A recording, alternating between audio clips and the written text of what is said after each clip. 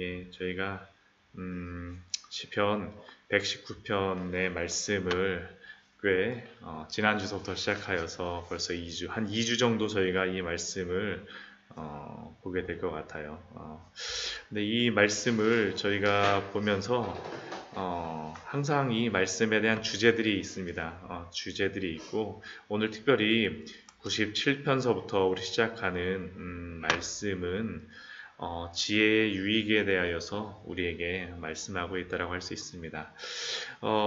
성경이 말하는 지혜를 얻으면 어떤 유익, 어떠한 좋은 점들이 우리에게 있을까요? 먼저 98절에서부터 100절까지의 그런 말씀을 보게 되면 주의 계명이 나를 원수보다 지혜롭게 한다라고 이야기합니다. 또한 99절 말씀을 보면 나의 모든 스승보다 더 나은 지혜를 얻게 한다라고 이야기를 해요. 또한 100절 말씀을 보면 노인보다 더 나은 지혜를 얻게 한다라고 이야기합니다. 근데 성경에서 말하는 이 지혜는 지식의 양을 말하는 것이 아니에요. 요즘 이 시대는 빅데이터에 가고 막 굉장히 많은 그 지식의 양을 모으려고 세상은 굉장히 혈안이 되어 있습니다. 그러나 성경은 결코 지식의 양을 말하는 것은 아닙니다. 더 많은 지식을 가졌다고 해서 더 지혜로운 것은 아니라는 것을 우리는 알고 있습니다. 때로는 그 더 많은 지식이 파괴적인 지식이나 남을 지배하는 지식욕으로부터 출발하는 경우가 굉장히 많아요. 우리 인간의 과학이 발달하는 그러한 발달도 보게 되면 원자폭탄에 대한 그러한 지식, 아인슈타인이 그런 상대성 이론을 가지고 그런 것들을 발견했을 때 가장 먼저 그것을 사용한 게 어디였습니까? 아인슈타인은 그것을 가지고 인간이 발전하는 데 사용하기로 했지만 원자폭탄을 가지고 사용을 했었죠. 어떻게 보면 그러한 많은 지식과 지혜라고 생각하는 것이 어디로부터 출발하는가라는 것에 굉장히 중요합니다. 실제 세상의 지혜는 어떠한지. 그런데 오늘 성경은 더 많은 지혜를 말하는 것이 아니라 더 나은 지혜를 이야기하고 있습니다. 원수보다 더 지혜롭게, 나의 모든 스승보다 더 나은 지혜, 노인보다 나은 지혜. 왜 그럴까요? 그것은 지혜의 근본이신 하나님으로부터 비롯된 지혜이기 때문에 그 지혜가 더 나은 지혜가 되는 것입니다. 세상은 그 지혜를 찾을 수도 없고 그 지혜를 헤아릴 수도 없어요. 로마서 11장 33절 말씀을 보면 사도 바울이 그 지혜에 대해서 이렇게 벅차서 이렇게 고백합니다. 깊도다 하나님의 지혜와 지식의 풍성하며 그의 판단은 헤아리지 못할 것이며 그의 길은 찾지 못할 것이로다. 왜냐하면 하나님으로부터 비롯된 그 지혜는 그것이 창조의 지혜이며 또한 그것이 구원의 지혜이기 때문입니다. 이 새벽 지혜를 사모하시는 우리 성도님들 되시기를 축원드립니다. 그렇다고 하면 그 지혜를 우리가 어떻게 얻을 수 있을까? 우리가 궁금하죠. 그렇죠. 오늘 말씀을 보면 어떻게 그 지혜를 얻을 수 있을지 우리에게 이야기합니다. 97절 말씀을 보면 그 지혜를 종일 작은 소리로 읊조린다라고 이야기합니다. 종일. 98절 말씀을 보아도 이렇게 얘기해요. 주의 계명들이 항상 나와 함께 함으로 항상 함께 하기를 추구하죠. 또한 99절 말씀을 보아도 동일합니다. 늘 읊조림으로 늘 읊조림으로 주의 지혜를 날마다 읊조리는 그러한 삶들, 그리고 그러한 사람은 또한 주의 법도들을 날마다 100절에 보면 주의 법도들을 지킴으로 그 지혜를 가지고 지키기를 항상 추구한다라는 겁니다. 만약 성경이 말하는 지혜를 얻고자 한다라고 하면서 그 지혜가 주는 성경의 말씀을 가까이 하지 않는다면 그것은 우리가 실제로 그 지혜를 얻고자 하는 마음이 있는지 우리는 우리의 마음을 스스로 잘 점검해 보아야 합니다.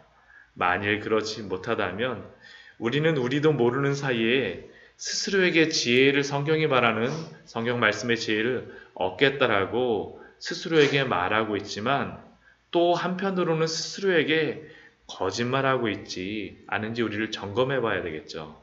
1년을 시작하며 다른 계획이 아니라 주님의 말씀을 가까이 하는 계획, 그런 기도 제목을 갖고 2019년을 보내는 우리의 삶이 되기를 소원합니다.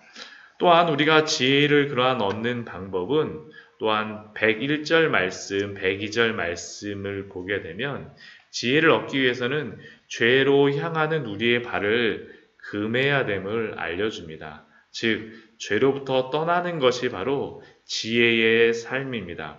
101절 말씀을 보면 이렇게 이야기하죠. 내가 주의 말씀을 지키려고 발을 금하여. 발을 금하죠.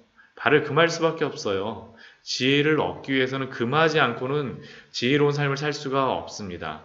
모든 악한 길로 가지 아니하였사오며. 또한 102절 말씀도 동일합니다. 주께서 나를 가르치셨으므로 내가 주의 귤에서 떠나지 아니하였나이다. 떠나는 것을 금하는 거죠. 나의 발걸음을 멈추는 겁니다. 주의 말씀을 자신에게 적용하는 겁니다. 주의 말씀을 자신에게 적용한다는 것은 바로 악으로 향하는 자신의 발을 금하여 악한 길로 가지 않는 것이죠.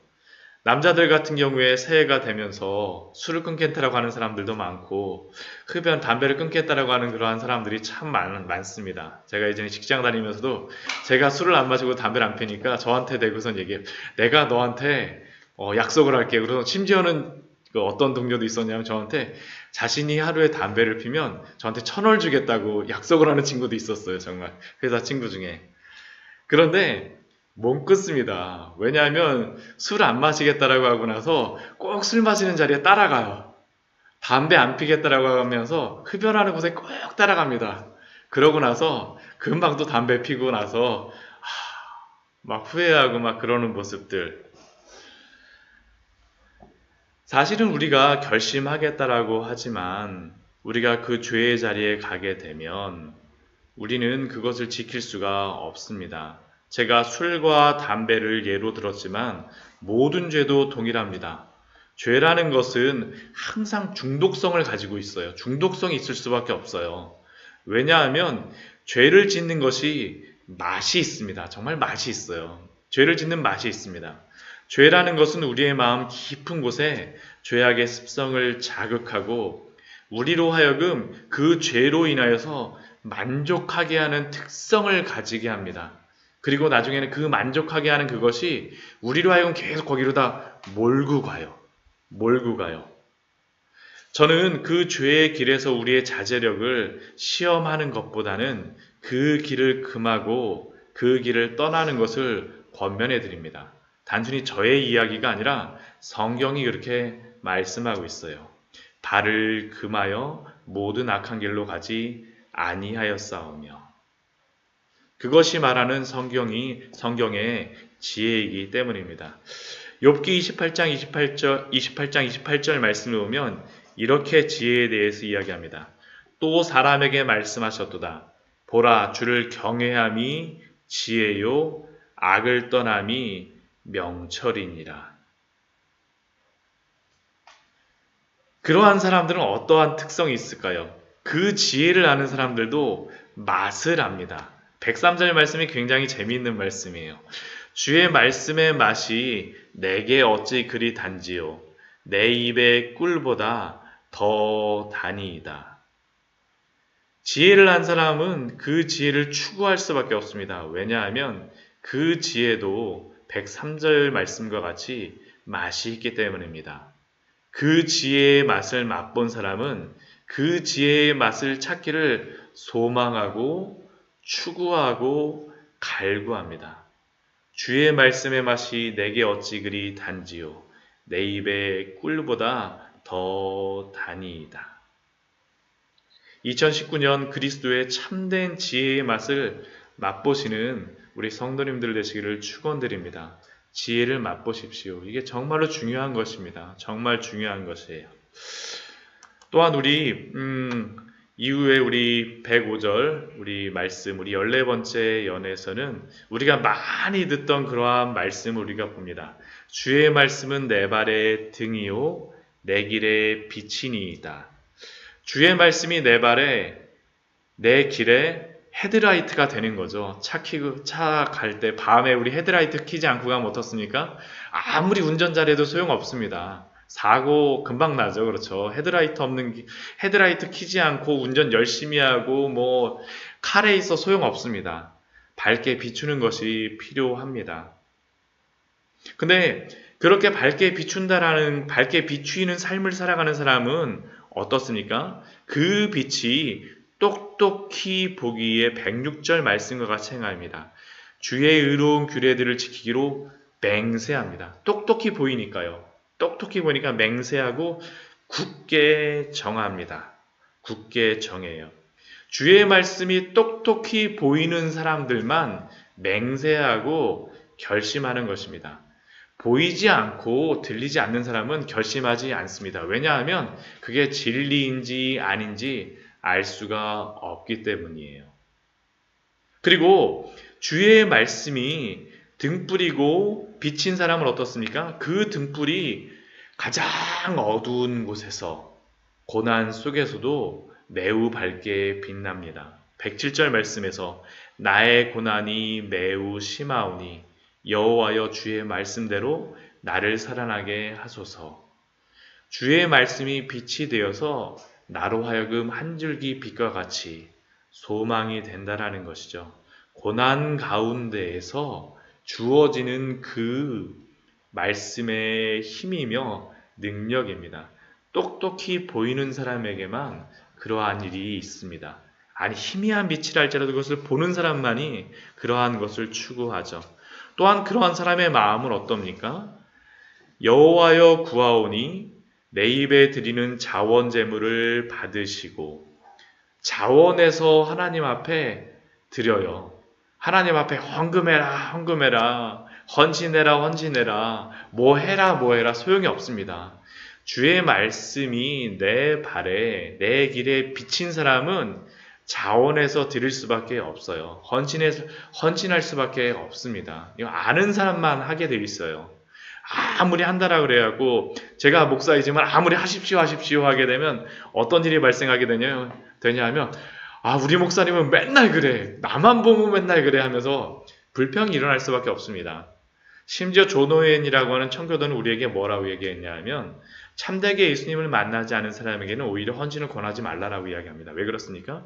불평과 위선적인 신앙이 생길 수 있기 때문이죠. 먼저 주의 말씀이 우리 눈에 똑똑히 보이기를 소망해야 됩니다. 그렇게 되면 또 어떻게 됩니까? 주의 공의가 나를 가르치게 만들어요. 주님의 말씀이 옳습니다. 공의라는 것은 주님이 옳다라는 거잖아요. 그렇죠? 주님의 말씀이 옳습니다. 나를 가르쳐 주십시오. 주의 말씀이 똑똑히 보이는 사람에게만 일어나는 일입니다.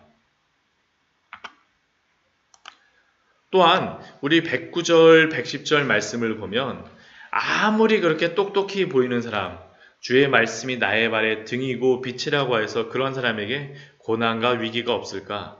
고난과 위기가 당연히 있습니다. 우리 109절 말씀에 우리 앞부분에서도 그랬었지만 109절 말씀은 더 심하게 이야기하죠.